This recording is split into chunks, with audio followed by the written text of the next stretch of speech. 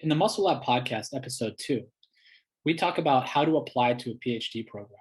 One thing we do in the Muscle Lab is graduate a lot of master's thesis students. These master's thesis students then go on to apply and attend the PhD program. The goal is to become accepted with full funding.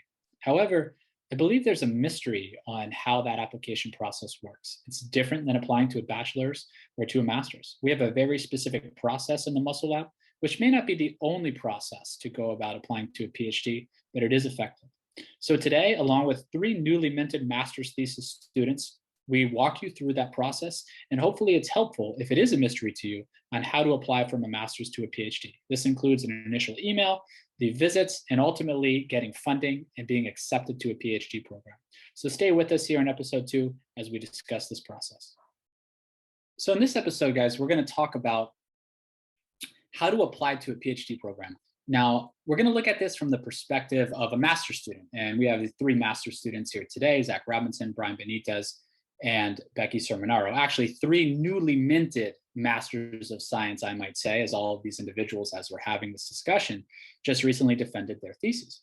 So I wanted to have this discussion about how to apply to a PhD program with these individuals, because they all are going on to a PhD this fall with full funding, and they've just gone through this process.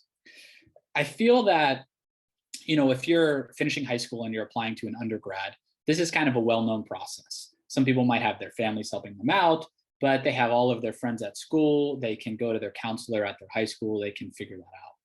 When you're going on to a master's degree, you're kind of finishing your undergrad. There's a lot of students.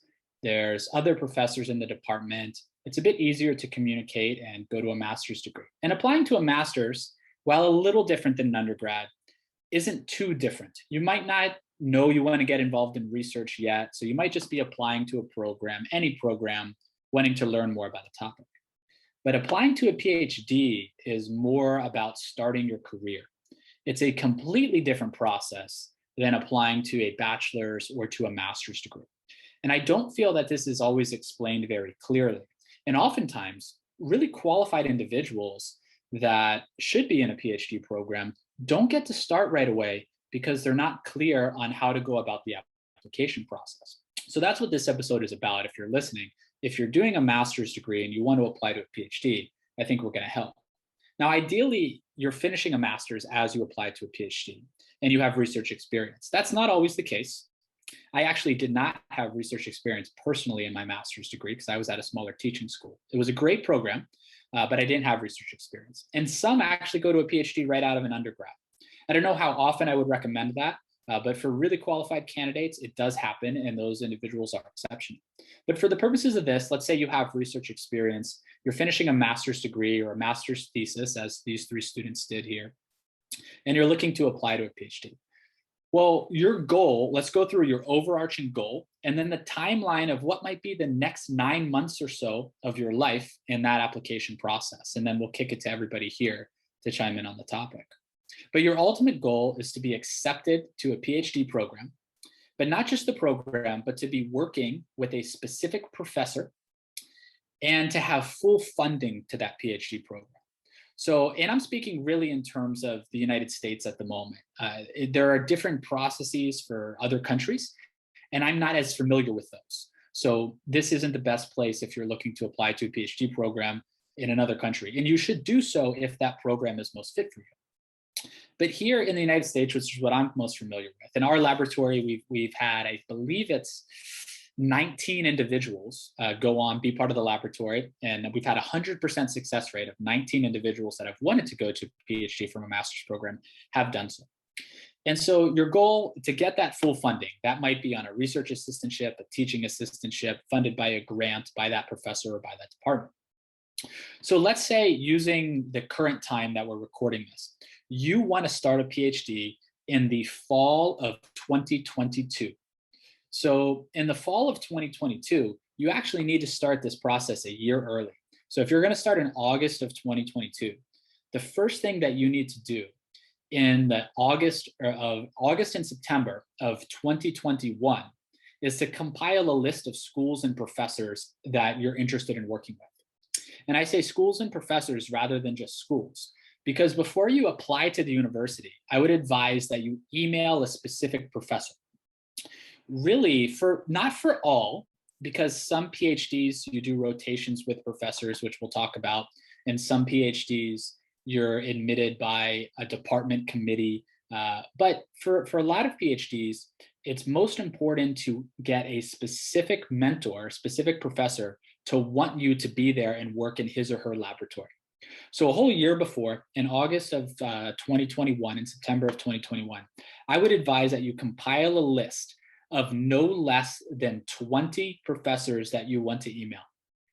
And I'll talk about in a bit why this long list, and we'll talk about that email. But in that email, you're going to describe yourself, describe your research interest, talk about how those research interests match up with you, and each of these individuals here can talk about that a little bit more. But the main goal is that you're going to look for a good person and someone that matches up with what you want to do. And we'll come back to that. But more important than anything in this process is finding a mentor who's a good person. You want him or her to be somebody that you trust. So you email that individual. And one of the reasons we talk about getting 20 emails, I know that sounds like a lot, but right off the bat, you're not going to hear back from 10 of those individuals, maybe 12 of those individuals. So let's say that brings you down to 8. You'll hear back from 4 others, and they'll say they're not accepting students, or there's no funding that year for whatever they're doing, or they're not interested. Then that leaves you with 4 more. Those other 4, a couple of them think they have funding, they don't at the end of the day. You go visit 2, you like one, and the other one you thought you were going to like, but you don't. And you end up with 1 at the end of the day. You might end up with more. Some people here had choices in where they went, but some people didn't. And it's not really a reflection of the quality of student that you are always. It can be sometimes, but not always. It's just how that game works. And so I would email as many people that you could reasonably see yourself going to school and studying under. So you'll get an email response from them, hopefully, assuming you do, for some of those individuals. Then you're going to want to respond to them right away. They'll go through that process, just discuss the general timeline before everybody else here chimes in. And then in that email response, that professor, he or she will probably ask you to send over a CV. I would recommend having that ready before you send the email, because when they respond to you, they might take a week, 2, 3, 4 to respond to you. But you need to respond to them right away. And I think everybody here can attest to that it took a long time for some professors to respond to them. But when they respond to you, you need to respond right away. So if they ask you for a CV, have that ready before sending the initial email and send that back over to them. Then they may want to schedule an initial phone call or initial video call. They might do that with themselves. They might do that with students that are currently in their lab. After that, hopefully it goes well, and then you'll go on a visit to their program. In that time, one of the questions you might be having is, when do I actually apply to the program? The way I treat the application is when that professor advises you to apply. When you email a professor right away, he or she might say, that's great, let's continue to correspond, I'll let you know when it's time to apply. Or he or she might reply and say, thank you for your interest, please email this administrator and apply. And they might say something like, we will have an interview weekend from February 20th to February 22nd. Please come, I will meet you at that time. Meaning the way their application process works isn't through an individual professor, it's by applying to a program. But even if it is, that professor, you're still on that individual's radar. So they're still able to know you're coming, you can correspond with them and see them on that interview weekend. But if it's an individual professor, they'll respond, they'll ask you, hopefully they'll set up that video call with them and their students, and then they'll ask you to come out on an official visit. You might have to pay for that yourself, which can be difficult. Sometimes they can provide funding for you to go out. You'll apply when they advise you to apply. On that visit, and I want everybody else here, because they've been on these visits much more recently than I have, I can talk about that. But the 2 things I'll say is, while you're on that visit, you most importantly want to ensure that this professor is a good person, and we hit on that. You want to find an area of research, and I can't stress this enough, that you like and that you're interested in. But as long as I would advise that, as long as that research interest is close enough to what you want to do, that professor is a good person, and you believe that he or she has your best interest in mind, that's the most important aspect, because that person is someone you're going to be working with very closely for the next 4 or 5 years. And the second thing is, on that visit, You want to talk to the students that work for that individual when the professor is not around, or the principal investigator is not around. And the students will be able to fill you in on what it's like to work for that person. They'll tell you if they're not having a good experience, if it's a great experience. And that's what I do here at FAU, even though we're a master's program, with any new students that come in. I advise them to talk to these students here. And, I think I do a good job.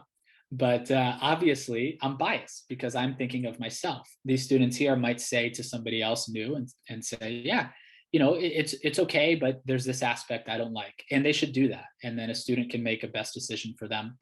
And then throughout that process, you might see separate applications for an assistantship as opposed to not being funded. But the professor that you're in touch with, he or she, again, will advise you on that. They will say, hey, I have a grant coming in. I will be able to fund you. Or they'll say, I have a teaching assistantship in the department or a research assistantship. I'll be able to fund you.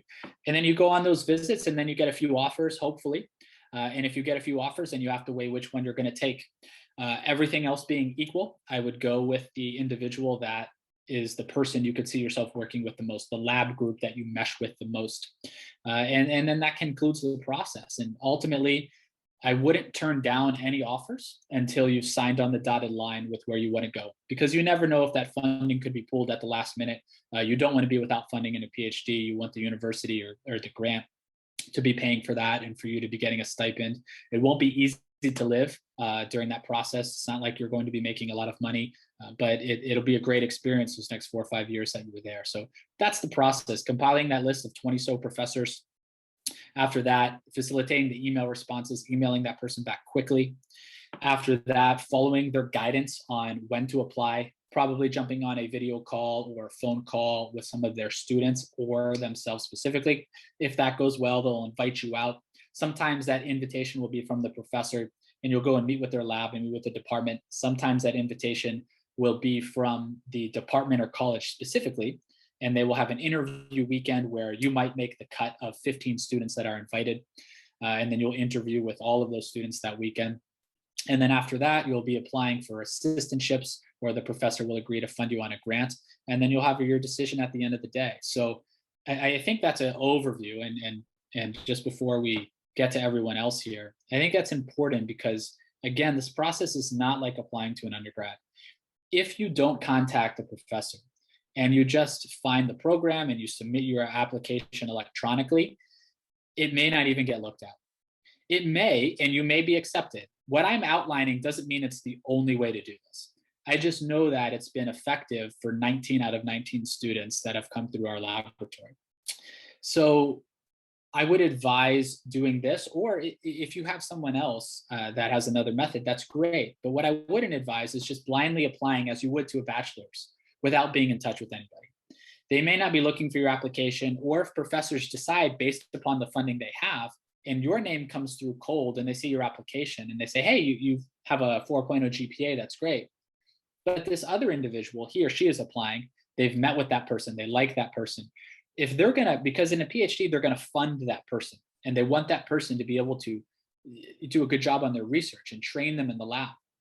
So they're gonna say, why, I don't know this person, even though they look good on paper.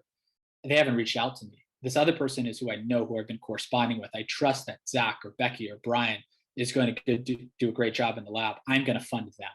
So that's the overarching process, and that's how I'd recommend going about it. So Zach, can you start us off? I know you put together, because I remember all you guys sent me your lists of places that you were going to apply. And you guys each had around that 20 amount of individuals, 20 people on that list. What was it like putting together that list? What did you look for? And Zach, can you talk about how many responses you got? If what I'm outlining came true, and how that process worked from there for you specifically, and then everybody else, anything else in the process that you feel you want to comment on, anything else that I missed that you want to add. I just really think this will be valuable for everybody listening to know how they can go about this. So Zach, start us off. Yeah, so I think obviously the first thing to say is for people that apply to undergrad, compiling 20 schools or names may seem like a daunting task, but like Dr. Zordas already said, it does. Once you've kind of been through this process and you learn how fast schools and individuals get weeded out just due to the logistical nature of how this kind of process goes, you very quickly realize that, 20, maybe even more in some cases, is probably a pretty good idea to really just see the pool of individuals that's out there, so you can really hone in on all the potential options. So when I went about the process, I think the first thing, like you said, Dr. Zordos, is confronting. I know we've talked to a ton of different people that have had similar experiences with this, but confronting the idea that your research interest, it can be pretty specific, but at the same time, you do need to expand it enough so that you don't just let somebody that would be a really good opportunity fall through the cracks. So one thing that I kind of did for myself, at least the way that I thought about it, is like, you have your broad research interests, and for all three of us here is roughly related to resistance training in some way, or resistance exercise. But I think one thing that I always thought about was the resources that the individuals have in their lab as well, just to answer questions that you find interesting. So whether that be, a bigger school that looks at skeletal muscle, even though it may not be in kind of a resistance training context, or just similar kind of extrapolations of those ideas. So I think that's the first thing, in my opinion, that you need to confront, is like, okay, here's my research interests that I would, in a very perfect world, I'd like to seek out. How far am I willing to go outside of that in terms of stuff that I could still see myself doing and find interesting? For some people, that's going to be a pretty wide range. We've had a ton of people in our lab go from doing, our training studies, or, stuff that's very, very applied in nature, go all the way to, molecular biology. So we've had, people span the entire spectrum. And then in the other direction, we've had people that stay very, very applied and go to kind of the European programs that you talked about, Dr. Zordos, that are a little bit different in structure to the ones in the United States. So again, we've had people kind of across the entire spectrum. So I think that's the first thing to do. And once you've kind of narrowed down kind of your range of interests, from there you can go and find the mentors that are doing similar research questions and answering projects in the realm that you're interested in. And I think that, again, on average, expanding that horizon a little bit wider than what you may think as a bushy-tailed, bright-eyed master's student is probably a good idea. I know all of us in this call have had that kind of really quick realization of like, I want to do this. And then you go out and start looking for mentors that have funding and, are being productive and seem like good mentors you want to work with. And it's usually not a one-to-one square thing with exactly what you want to do, which is a good thing, because that's going to allow you to grow once you get there. But I think that is kind of the first thing. And then once you start compiling the actual people that you think are good fits, that's when you get to start sending out the emails. And like I said, you get to very quickly realize how you're going to get 7 responses within the next week, because it's very easy for a mentor. Just put yourself in the other person's shoes. Like, if they don't have funding, it's super easy to send that email, but to send the 3-paragraph response of when is the interview weekend, what are all that, that's what takes more time. So, you're going to get a ton of hits right back saying, sorry, you sound like an excellent candidate, but we don't have funding. We don't have any more spots in our lab. And that may feel like a negative experience, but of course it's not personal. That's just, as Dr. Sordo said, it's just kind of the way the game is played. So, but that will very quickly make you realize why it's so important to have a big pool to start, in my opinion, because you're going to get that very quick. Almost half of the potential advisors are going to be gone right off the drop of the hat. So, and then from there, it just kind of follows the natural regression of going through this process. But I've been talking for a while, so I don't know if I missed anything or anybody else wants to hit on anything. Yeah, I mean, just to kind of add to the perspective when looking for specific advisors or schools, I think, just speaking from my own personal experience, initially my thought process was going into this like, I'm going to find whatever school or program does this work and does the coolest research. And then somewhere along the process, kind of started realizing, we talk a lot about finding a good mentor, someone that has your best interest at heart. It's like, if you find somebody that's going to teach you how to be a good researcher, and again, the area of study is at least within the realm of something that you're interested in, you're going to develop the skills necessary to then go off out of there and then go pursue whatever you want, because you're going to have all those tools in your toolkit, as opposed to maybe going to like your ideal dream program. Maybe the person isn't the best mentor, not because they're a bad person, but just don't have the ability to mentor you the way that you need to be mentored. And then now you're walking out of there and maybe you don't have the tools to continue on this work or the knowledge set to actually kind kind of understand this literature, whatever the case is. And that's something that's definitely impacted the way that I approach this process. I don't know if you guys can attest to that at all. Yeah, so I'll chime in here. So it's funny because when I look back on my list, it's just it's just a bunch of schools that I knew that I had at least in part some sort of interest in. Um, the school that I will be going to is more focused on something that I particularly cared to learn based on my advisor's previous work.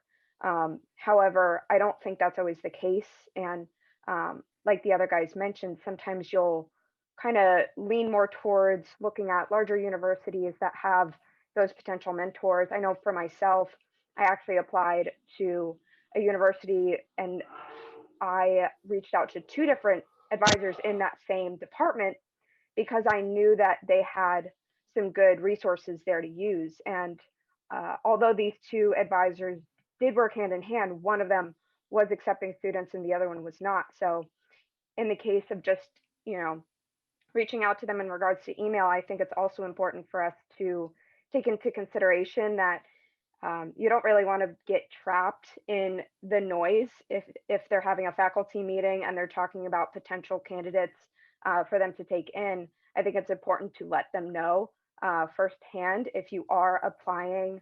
I'm sorry, if you're reaching out to another person in their department.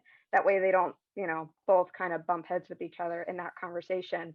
But it just so happened that they were really good friends and they were, you know, they worked together really well. So I think that's also something to keep in mind and just something that I initially thought of. Yeah, Becky, that's interesting. I want to follow up on that. So when you sent your, because I remember this came up, when you sent your initial emails, you reached out to two faculty members in the same department.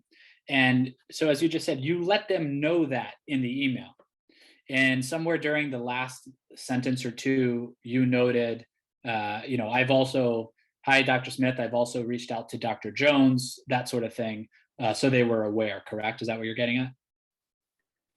Yes, and actually it's funny because when I wound up visiting this university to meet with one in particular, one of the professors, and I actually got the opportunity to meet with the other one, and he was open to, um, you know, even co-mentoring me with the other one, which was a pretty cool way to, I guess, strategize it. You know, in 2 years from now, his students might be gone, so he might have that availability to help me out, which was a great, you know, great way to do things. But being open and honest with them at first, I think, is what really made them feel compelled to allow me to meet with the both of them, which I appreciated. I agree. I think that honestly helped a great deal. I think if you didn't do that and then you went on the visit and you saw, you know, Dr. Smith and he or she was like, whoa, I just talked to Dr. Jones yesterday and you, who do you really want to work for? You know, and this way it makes it clear and upfront. So I agree with that strategy. You know, your situation, Becky, is great, as you said, because you know, I at least I hope. Otherwise, you've been doing a good job of hiding that you hate our lab. That you have a general interest in resistance training, and so you've gotten that here. But you're going on with your new mentor, and you're going to be working still with resistance training protocols at some point, but in an area that's much more specific to what you want to do. So yours is actually the best of both worlds in that you have a mentor that you really like, and you are going to be doing something that's even more specifically in your interest than what we do in the lab at FAU. Can you just mention for a moment where you're going to school, who you're going to be studying under, and the area specifically you're going to be researching? And I think this is important for everybody to hear too, because if you're listening to this, you may be familiar with that. In our lab, we look at resistance training in autoregulation and periodization and these configurations to maximize strength and hypertrophy, resistance training in exercise oncology, and resistance training to confer responses of neuroprotective biomarkers. But that's not at all what Becky's going to be doing when she goes on to the next level. So I think it's important for everybody listening to know that what you do now isn't exactly what you have to do at the next level. So if you can fill us in on all that, I think everybody would be helpful. Yeah, so I'm going to be working with Dr. Lori Weidman at the University of North Carolina in Greensboro.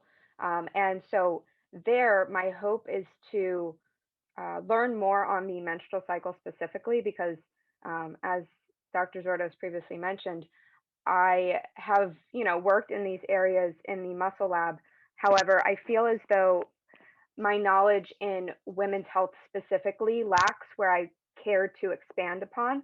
And so I really want to, focus a little bit more on the biochemical aspect of it by looking at hormonal concentrations and how the menstrual cycle is impacted by exercise in different modalities. And I know that for certain, um, some of her current students do that, and that's the main reason why I chose where I chose. And not only that, but just hearing them talk about her was also a bonus. So I'm very fortunate to have, like you said, the best of both worlds, except no muscle lab there with me. So that, so, I mean, no more Zach, so that's good.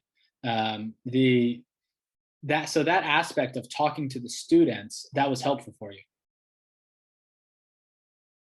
And so I not to, not to talk about anything specifically, but, Becky, I think there was another place where you talked to students about a mentor and that did not go well. And did that deter you from continuing to pursue that place? Yeah, so as soon as I spoke with the students, I appreciated their honesty, but it was a little bit too honest in the sense of knowing that um, being, moving is hard enough as it is, but then working with a mentor that is not going to be as, um, open and honest, and also work alongside of you in the best manner. I think I was fortunate enough to see that through just a Zoom call or whatever it was, but luckily I didn't have to go there and see it for myself. I know that I think Brian had an experience that I'm alluding to with that. So if you want to expand upon that one. Yeah, I mean, so I visited a couple places, and there was definitely one place that I visited where there was a few red flags right off the bat, just speaking with the mentor. But then when I actually went and got to walk around and speak with the students, one of the students were actually very blatant and like telling me their experience, and with the full on like, hey, if you have another option, I would strongly consider, unless you absolutely want to do this kind of work. And like initially I was kind of upset at the fact that I kind of spent that time and went over there. But had I not gone, I wouldn't have gotten that insight. And just on face value, like that program was a phenomenal program. Like surely anybody that just looks at their website would think, I want to go here. But I've actually haven't been able to go and speak with the students and kind of get a feel for, what the dynamic is like in the lab.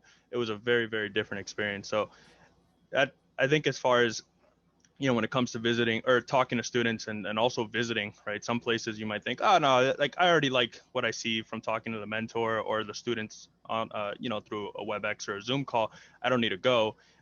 I would suggest otherwise in a lot of instances, just because there's a lot of additional perspective, and even students from other labs, right? Maybe some students within the, within the lab of the mentor that you're looking at might not feel comfortable kind of telling you how things might actually be, but then you see another student from another lab that isn't tied to any obligation towards this person that could actually give you a little bit more insight. So that for sure was definitely a very insightful experience. That's exactly what I was going to hit on, Brian, is kind of defining it with a little bit more granular detail of like, okay, we've all said you got to find somebody that's a good person, but from a practical perspective, what are a few things to look for? So you mentioned red flags, Brian, and one of the things that I pretty quickly started to realize, and I've talked to other people from other programs that I know that kind of went through a similar process of like Becky said, there's a kind of honesty you can tell from a student that's talking about the mentor, but there's also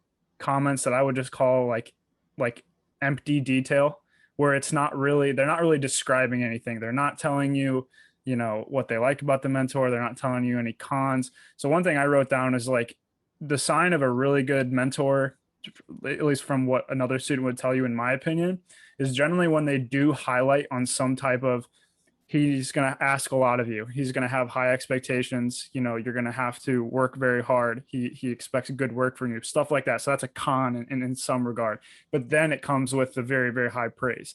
To me, that's the highest quality, honest, like comment from a student. Because we all know, having done this, research is hard, man. Like there's days where, you know, we want to pull each other's hair out, and you know, it's not a smooth sailing process where nothing ever goes wrong and everybody's even keel all the time. That's just not reality. So I think those kind of comments to me are the ones that I put the most stock in, that have a good balance of here is the things that, you know, you just need to know coming into this, so you understand what's expected of you, but at the same time it's extremely rewarding. You know, the lab dynamic is very cohesive, like all the positive things that are generally going to be spoken about a mentor. But if something is a kind of that empty comment, or they're not really describing anything with any amount of weight, or something that's just like super negative, or you know, that's something that's just very obvious, you don't want to go there. I think those are things to take note of.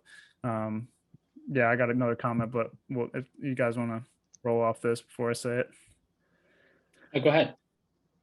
So the other thing I was going to say is coming back to the what did I write down here?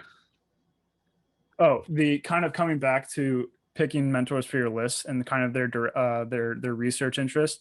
Another thing I had a pretty consistent experience of is that you can, you know, look up the program, and you can look up the resources, and you can see past work that they've done. But a lot of times, at least in my experience, some of that stuff is really outdated, and reaching out to the mentor will very quickly be a good way to get you, you know, back aligned. Like for example, if we're putting in like a practical lens for all of us, let's just say there was a university that had like a skeletal muscle center, and they do all this really cool muscle research that we're super interested in, but the last time the website was updated was like 2013 or something like that. So I'm super juiced up, send an email to this mentor. They have some of the papers that they've written that are like very close to my area, but then you email them and you get an email back, oh no, we haven't been doing that work since 2012. We've actually got a completely different grant. So that's like another really important thing, I think, from emailing people and making sure that you get that contact, because very quickly researchers can shift kind of interest depending on the funding source that's coming in, especially at bigger universities. So having that contact with the advisors gives you a really solid picture of like what's actually being done. And, you know, that's coming from the students as well. And sometimes they'll be open to exploring options that you're more interested in, but knowing kind of what they're doing in reference to what they've done in the past is probably also pretty important when you're kind of generating that list. You know, yet another reason to have a lot of people on your list. You know, I hope all of this is hammering home that if you come across a school or a specific person and you think, wow, this is where I'm going to go. Not necessarily. It's not just about being good enough to be accepted to that place. Everything has to line up. In the exact year that you're going to start, that individual's laboratory has to have a room for a student, and that individual's laboratory has to have funding for a student in that exact time frame that you want to go. You have to be able to afford to go to that exact place with the cost of living and the stipend that they're offering. You have to go and actually like the other people you're there working with. All of those things have to line up. It doesn't mean it can't, it doesn't mean it won't, but what it does mean is that it's more likely than not, if there's that place that you want to go, that the response is, hey, I'm sorry, we don't have funding this year. So I think all of these things are just really driving home the reason that you need to look at a lot of people, and you need to have that communication. So I want to ask each of everybody, if we can just do a rundown real quick. If you can remember, out of the 20-ish emails you sent, just roughly, you might not remember exactly, but starting with Becky, roughly how many did you get a response, and how many did you go past the initial email to let's say, hey, let's schedule a phone call? So if I could think off the top of my head, I think I received a response from almost everyone, but I also reached out to even more people after the initial 20 because of the... A lot of those were no responses. Yes. A lot of them were no funding, I don't have room for another student, those types of emails back. And the amount of people that I actually met with, I want to say were probably about 6 or 7. So Honestly. that's a lot. So if Becky emailed Mhm. 25-ish because she emailed more, 6 or 7 for everybody listening is a lot. But you ended up with 2 offers, correct? Yes. And one of them that I remember we prepared for a phone call with, and you had a nice phone call with this person, they ended up their funding ended up running out, which we thought was promising, but they ended up not having funding. That actually, yeah, that happened with 2 that I went outside of and I applied to. So I applied to 4 in total, but 2 of them gave me the unfortunately something just fell through with the funding. However, the one that we were previously discussing, I really saw myself going there because I prepared so much because I cared so much about that program. Um, and we had all of these future plans to set up virtual meetings and all this stuff, but everything just wound up falling through. And I think it's, for a reason. But I do also want to mention the importance of, if you are interacting through email with an advisor or a potential advisor, they're going to want to know what you know based on their research in some way. At least this is what this particular person wanted from me. So I had to sit down and take a few weeks out of my time to analyze as much of her research as she wanted me to. And we would talk about it just to kind of see where I'm at and if it's anywhere near what she expected of me. So I think that's important to consider. So initial contact with 20 to 25 schools, ended up meeting with 6 or 7, only applied to 4, had 2 offers at the end of the day. So that's a low percentage. And and mind you, applying to 4 and having 2 offers is very good. Most people don't have 2 offers. Most people have 1 offer if they're fortunate. So Becky did a great job, but somebody of her caliber is a very high caliber student. I've told that to other people before, but I try not to tell her. My style is you can't. Any other professors out there, no, you can't build these guys up. You just don't want to do it. But she's a very high caliber student, so to go from 25 down to 2, that you need to send a lot. And as she said, one thing we didn't mention is you gotta prepare for these calls. You have to know what they're doing. You have to look into their work, be ready to have some knowledge base about what they're doing. Because remember, from that professor's perspective, they're looking for a good person too, hopefully, but they're looking for somebody that can integrate into their lab and they can train to do that work. So they want to make sure that you have some knowledge already in that area that you can jump right in and you can jump on the team and work on the research. Brian, how many did you send, or how many replies did you get of those 20 or so? How many did you apply to? And then I'd also like for you to talk about the assistantship process, because you applied for a lot of assistantships. Yeah, so I applied to, or I sent emails to about 20, maybe a little bit more professors, and the first few weeks were daunting. I'm sure Zach remembers. I was calling him like every other day, freaking out. I wasn't hearing anything back. I thought my life was over. And then the first round of emails weren't very positive. So I got a lot of things. So I had professors say, hey, we don't have funding right now. You can apply and maybe funding, those things will change by the time that you get here or anything.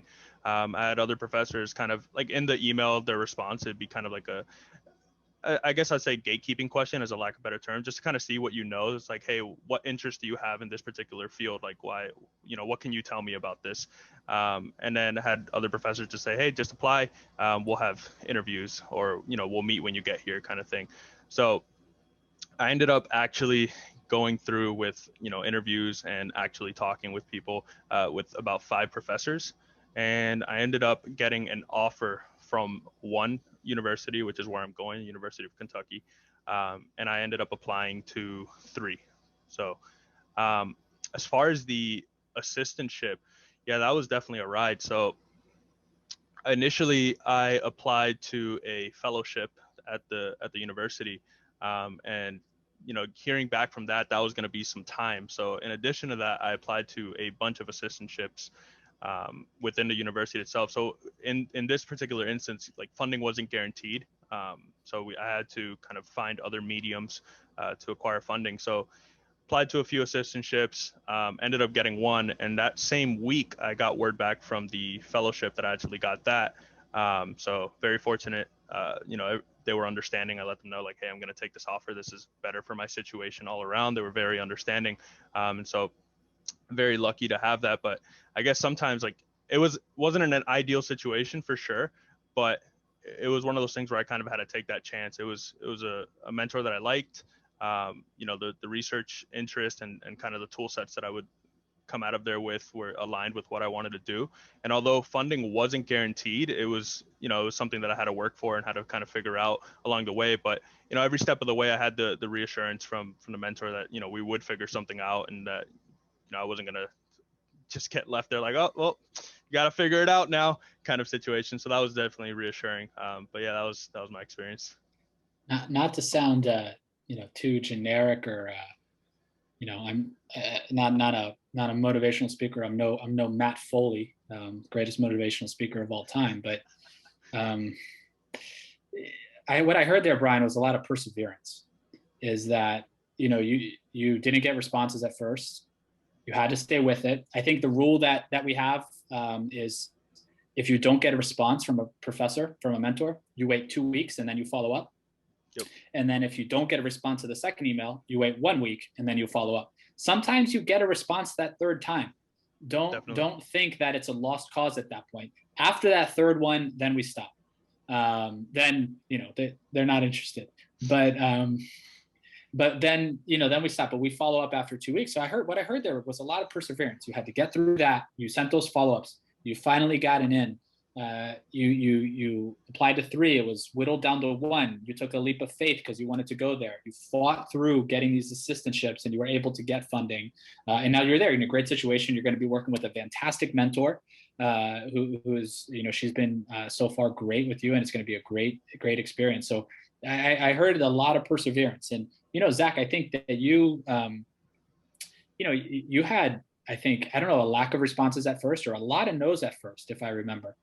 Similar to them, and then you had 2 options at the end of the day. Yeah, so I was very similar to Becky. I ended up, I think I actually applied like closer to like 25, not applied, but emailed like 20 or 5 or 30 places, and for a while I didn't get any responses. So it's like a silent period. I was like, well, what the heck did I do wrong? Like I don't know. And then I think I got responses back from just over half. So I want to say like 15 or 16. So there's a ton of people that just totally blew me off. And then from there, I think I set up calls or video calls with like 5 or 6. One of those was a very nice person that kind of just wanted to hear me out, but told me on the call, there's no way you're getting in, don't apply, which was awesome. Very nice person, but yeah, he did tell me that. And then I talked to a few others.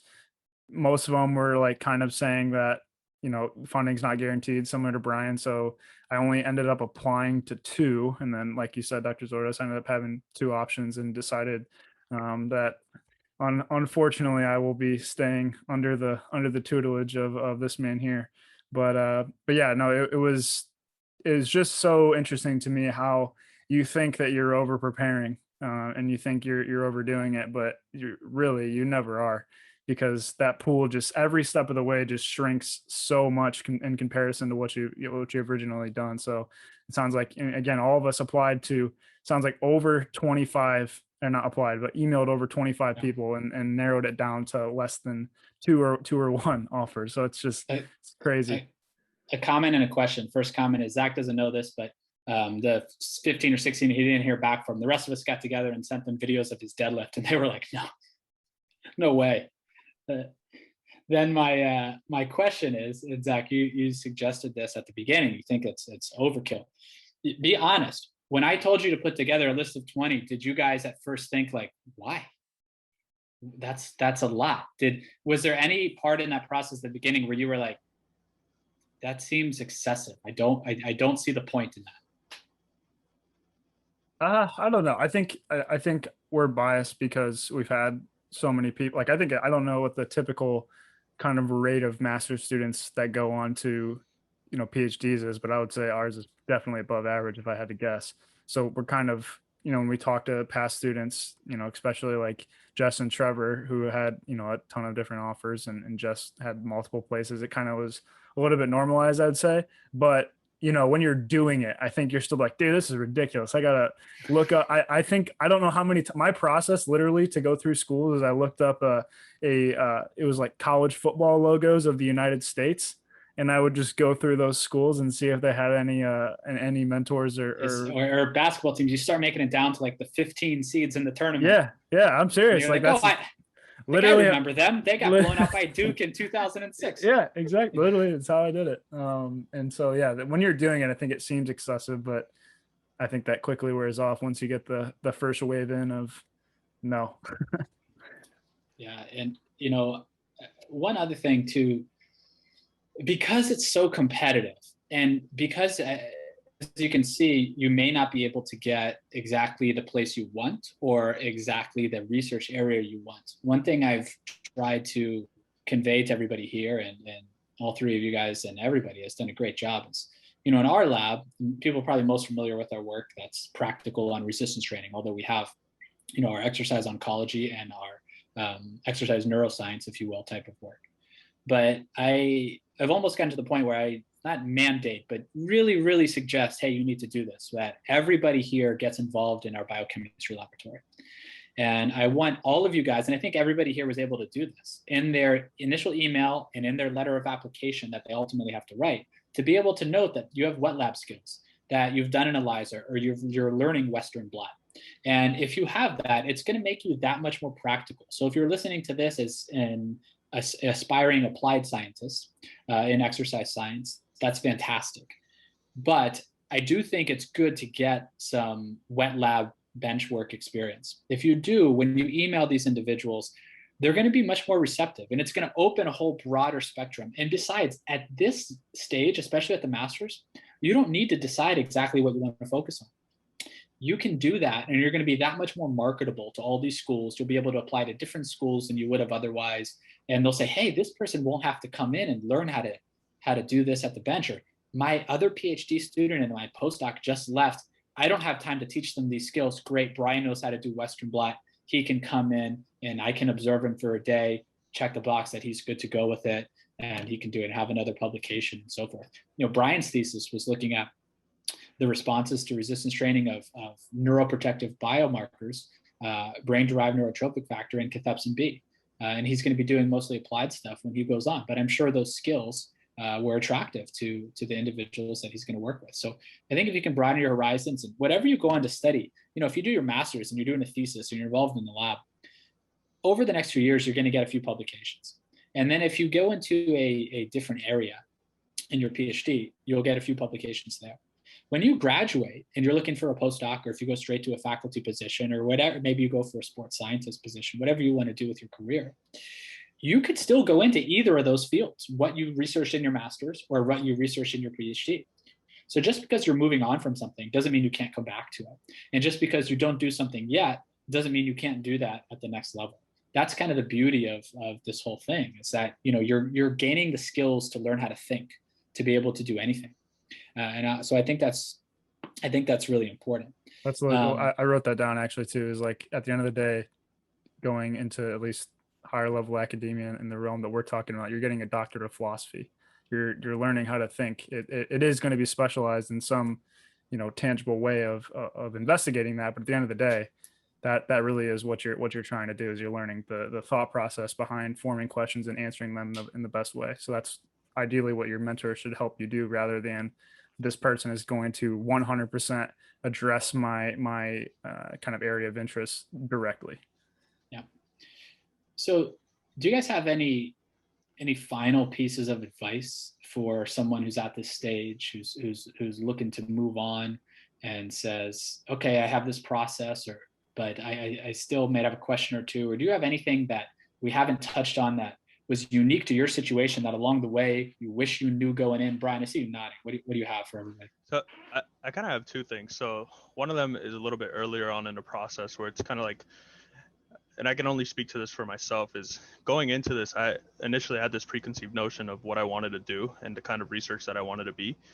So like having done what my thesis was in and having been in the biochem lab, my thought was like, I want to be able to do like real science and work in a biochem lab. And that was like what I was going for. And so a lot of the schools that I applied to initially were within that realm.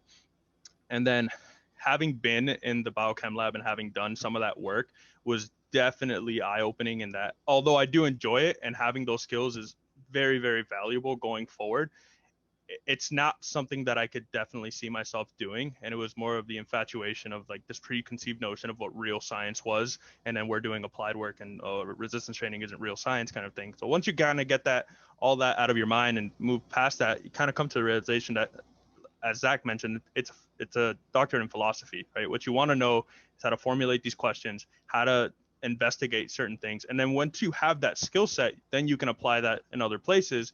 It's going to be a lot easier to do that if you're in an area that you're interested in, even remotely.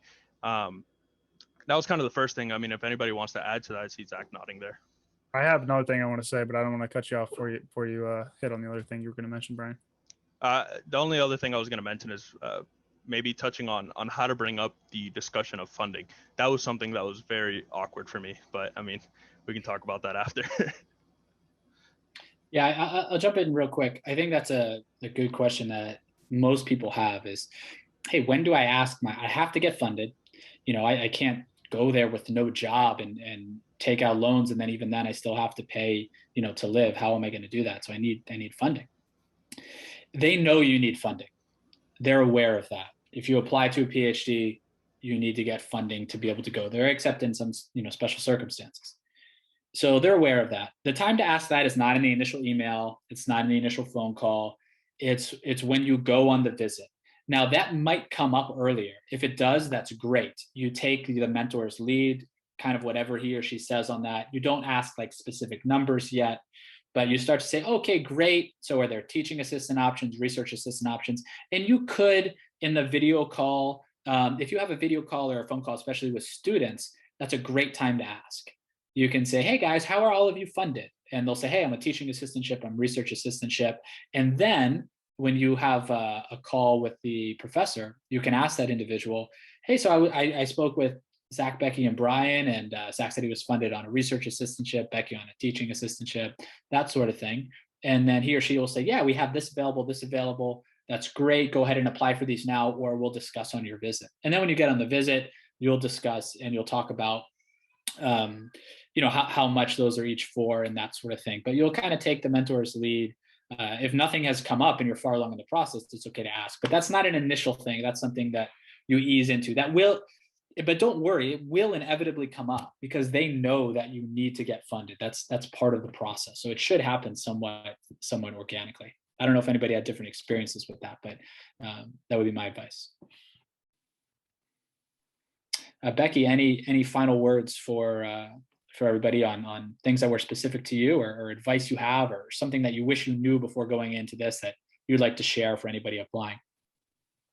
Yeah, similarly to Brian, I had such a hard time with the funding question because it was just such an uncomfortable situation that you kind of dread it because you just don't want to hear something that you don't want. But besides that, I do think it's important. Some of the advisors that I visited, they did preface the visit with, well, fill out the application, and then if you definitely want to come here after the visit, then you can submit the application, which was helpful for me because then it's either, okay, discard, not have to spend the money on the application, or go ahead and send it in. You know, I think it's important to get their opinion on the matter because I know, for example, Dr. Weidman did not want me to submit anything until I visited and I felt comfortable there, which was I think that's something I take into consideration as well. Awesome. Zach, any last words? No? Well, you know, I think that this was a really good discussion. We hope as a whole that it's helpful for anybody that's looking to apply. This doesn't mean this is the only way to go about the application process. There may be a mentor that you currently work for in your undergraduate or your master's that has another method that's been very successful for them. And by all means, you should follow that because you have that person to be able to advise you. But if you're looking to know what to do, it's just kind of a mystery almost on how to go about it. I do think starting off with that initial list, contacting somebody, following their lead on an email, whoever you get those responses from, having that initial list of 20, finding the right person, ultimately doing the phone call and the visit, going from there, and really getting to know and trust that person and those students. I think that's a good model to be able to do it. I hope it's helpful. I hope that somebody can listen to this and say, I didn't know, but now I have some direction. We have a Google form that below this on YouTube and on Anchor that you can fill out if you have more questions for something you'd like us to cover that we didn't cover, or questions specifically for us, or on our Instagram for how you might go about this if something else pops up. Otherwise, thank you for listening, and we'll see you in episode 3 next month.